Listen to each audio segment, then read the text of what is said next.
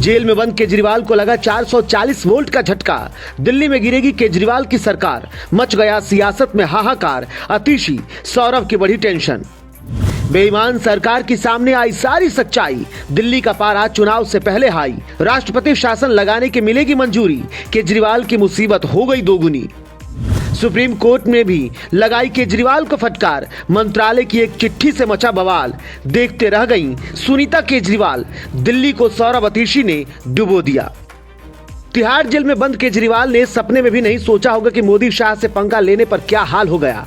बार बार मोदी और शाह को कोसने वाले केजरीवाल की ऐसी हालत हो गई कि अब खुद तो जेल में है, तो वहीं दूसरी ओर दिल्ली में उनकी सरकार भी गिरने जा रही है। खुद को कट्टर ईमानदार का ठप्पा देने वाली केजरीवाल सरकार की सारी कलई अब देश के सामने है, जिसने सबको हैरान कर दिया है।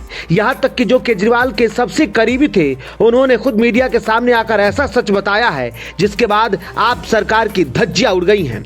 एक और आतिशी सौरभ पार्टी को संभालने में लगे हैं, तो वहीं दूसरी ओर अब आप में बड़ी फूट पड़ गई है। एक के बाद एक बड़े नेता पार्टी को छोड़ रहे हैं और नियति पर सवाल उठा रहे हैं, जिसने सबको हैरान कर डाला है। हालांकि इस बीच एक ऐसी चिट्ठी गृह मंत्रालय को भेजी गई है जिसने सबके होश उड़ाकर रख दिए हैं। जो आज तक के इतिहास में केजरीवाल के साथ नहीं हुआ, वो अब होने जा रहा है। रिपोर्ट्स की माने तो अब जल्द ही दिल्ली में राष्ट्रपति शासन लगाया जा सकता है, जिसके बाद सुनीता केजरीवाल से लेकर पूरे आप नेताओं में खलबली मच गई है। ऐसा दावा है कि दिल्ली के एलजी यानी उपराज्यपाल बीके सक्सेना ने गृह मंत्रालय को चिट्ठी लिखी है, जिसमें आरोप लगाया गया है कि केजरीवाल के जेल जाने के बाद सरकार के कामकाज की चर्चा को लेकर बैठक बुलाई गई थी, जिसमें मंत्रियों ने हिस्सा नहीं लिया। इतना ही नहीं, चिट्ठी में एलजी ने यह भी लिखा है कि इस बैठक में शामिल न होने का कारण भी केजरीवाल के मंत्री और विधायकों ने स्पष्ट नहीं किया है। उन्होंने दिल्ली वासियों के हित के लिए ये चिट्ठी लिखी है। बता दें कि इससे पहले भी एक चिट्ठी भेजी जा चुकी है। इससे पहले 4 अप्रैल को एलजी ने केंद्रीय गृह सचिव को एक चिट्ठी लिखी थी, जिसमें दिल्ली सरकार पर अदालतों को गुमराह करने का आरोप लगाया गया था।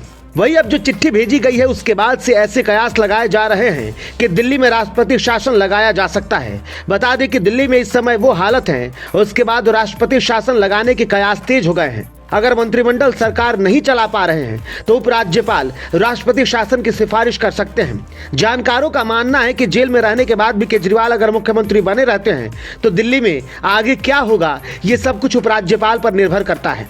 अगर उपराज्यपाल को लगता है कि मुख्यमंत्री के जेल में रहने के कारण सरकारी कामकाज प्रभावित हो रहा है, तो वो राष्ट्रपति शासन की सिफारिश कर सकते हैं, जिसके बाद अब ऐसा माना जा रहा है कि दिल्ली में केजरीवाल सरकार की हालत पस्त कर राष्ट्रपति शासन लगने वाला है।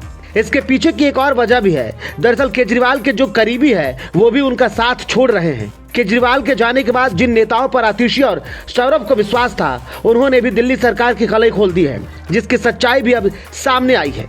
बता दें कि पटेल नगर से विधायक राजकुमार आनंद ने मंत्री पद से इस्तीफा दे दिया है। उन्होंने इस्तीफा देते हुए पार्टी पर भ्रष्टाचार को लेकर सवाल उठाए हैं। एक और पार्टी के नेता साथ छोड़ रहे हैं, वहीं दूसरी ओर केजरीवाल को भी अब राहत मिलने के आसार नजर नहीं आ रहे हैं, क्योंकि सुप्रीम कोर्ट भी अब कथित शराब घोटाले के मास्टरमाइंड को बख्शने के मूड में नहीं है, जिसके चलते केजरीवाल सरकार पर खतरा मंडरा रहा है।